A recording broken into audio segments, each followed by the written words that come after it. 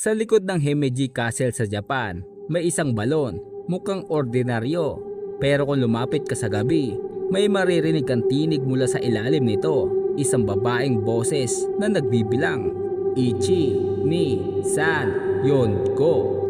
Pero palagi siyang umihinto sa siyam. Siya si Okiko, isang dalagang taga-silbi na pinagbintangang nagnakaw sa isang 10 antigong pinggan ng kanyang amo. Hindi siya umamin dahil wala naman talaga siyang ninakaw.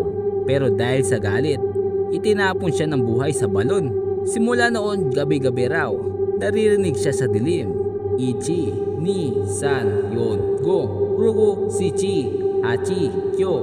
Pagkatapos ng siyam, sumisigaw siya dahil ang ika-10, ang nawawalang pinggan ay hindi pa rin natatagpuan.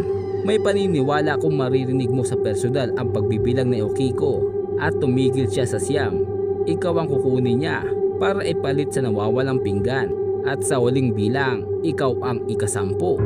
Kaya kung mapadpad ka sa Himeji at may marinig kang malamlam na tinig mula sa isang lumang balon, umalis ka na bago ka pa niya maisama sa kanyang walang hanggang pagbibilang.